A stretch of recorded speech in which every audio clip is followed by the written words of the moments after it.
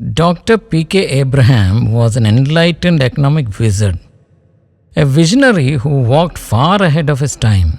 He saw possibilities hidden in plain sight, possibilities buried within dormant assets and forgotten ventures. Where others saw liabilities, he saw launchpads. Where others waited for approval, he stepped into action. With unshakable belief in the potential of youth, Dr. Abraham redirected their restless energy, often trapped in a loop of seeking authority and validation, towards creation, contribution, and transformation. He had a mantra: let assets breathe, let people believe. Through timely revenue projects and time bound turnaround actions, he breathed life into technically dead ventures. Buildings that had stood idle became economic hubs. Establishments turned into engines of employment. Broken systems found direction, and lost youth found purpose. ഇന്ന് ഞാനിപ്പോൾ കാണുന്ന അന്ന് കണ്ട ഒന്ന് നമ്മുടെ എൻത്യൂസിയാസം. നാം ഒന്നിച്ച് മുന്നോട്ട് പോകുന്നു.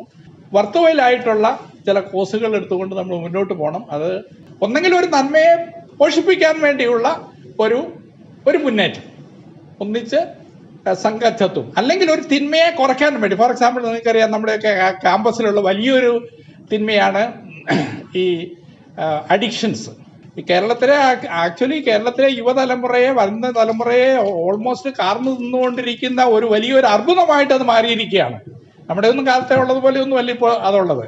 ഡ്രഗ് അഡിക്ഷൻ, അതുപോലെ തന്നെ സ്ക്രീൻ അഡിക്ഷൻ, വരാൻ പോകുന്ന തലമുറയെ നശിപ്പിക്കുന്ന തരത്തിലുള്ള തിന്മകളെ കുറച്ചു കൊണ്ടുവരാനുള്ള ഒരു മുന്നേറ്റം, അല്ലെങ്കിൽ ഏതെങ്കിലും നന്മകളെ പരിപോഷിപ്പിക്കാൻ വേണ്ടിയുള്ള നമ്മളുടെ ഒന്നിച്ചുള്ള മുന്നേറ്റം, സംഘചത്വം, ഇങ്ങനെ ഏതെങ്കിലും ഒരു കൂട്ടായ്മയായി ഇത് നമുക്ക് മാറ്റണം.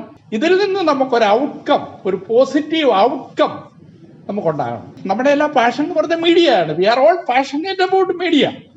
ഇവിടെ ഇരിക്കുന്ന എല്ലാ ആളുകളും മീഡിയ എന്നതിന്റെ പൂർണ്ണാർത്ഥത്തിൽ പറയുന്ന മീഡിയയാണ്, അല്ലാതെ വെറും പ്രിന്റ് മീഡിയ മാത്രമല്ല. Journey of 1000 miles starts with the first step.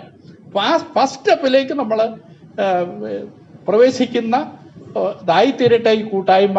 അങ്ങനെ സുനില് ഈ മുൻകൈയെടുത്ത് തുടങ്ങിയ ഈ കാര്യം ഒരു വലിയ നന്മയായിട്ട് തീരട്ടെ എന്നുള്ള ആഹ്വാനത്തോടെ, അല്ലെങ്കിൽ പ്രതീക്ഷയോടെ, അല്ലെ പ്രാർത്ഥനയോടെ ഇത് സംഘടിപ്പിച്ച ഇതിന് സംഘാടകർക്ക് അഗൈതവുമായ നന്ദിയും സ്നേഹവും ആദരവും പ്രകാശിപ്പിച്ചുകൊണ്ട് നിങ്ങളെല്ലാവരും ഈ പഴയ കൂട്ടായ്മ ഒന്നുകൂടി ഊട്ടി ഉറപ്പിക്കാൻ വേണ്ടി ഈ ദിവസം ചെലവഴിച്ചതിന് എല്ലാവർക്കും ഞാൻ എൻ്റെ സ്നേഹം പ്രകടിപ്പിച്ചുകൊണ്ട് താങ്കൾ പറഞ്ഞ നല്ല വാക്കുകൾക്ക് നന്ദി രേഖപ്പെടുത്തിക്കൊണ്ട് ഞാൻ എൻ്റെ okay. Could he see what others felt blindfolded amidst plenty? Or was he wearing an X-ray eye that spotted the gold mine buried under dirt and debris? Perhaps yes. But more than that, Dr. Abraham believed that wealth is plenty. Wealth is people, wealth is ideas, wealth is the courage to act when others hesitate. His legacy lives on, not just in the revived institutions or the economic models he redefined, but in the thousands of lives he touched.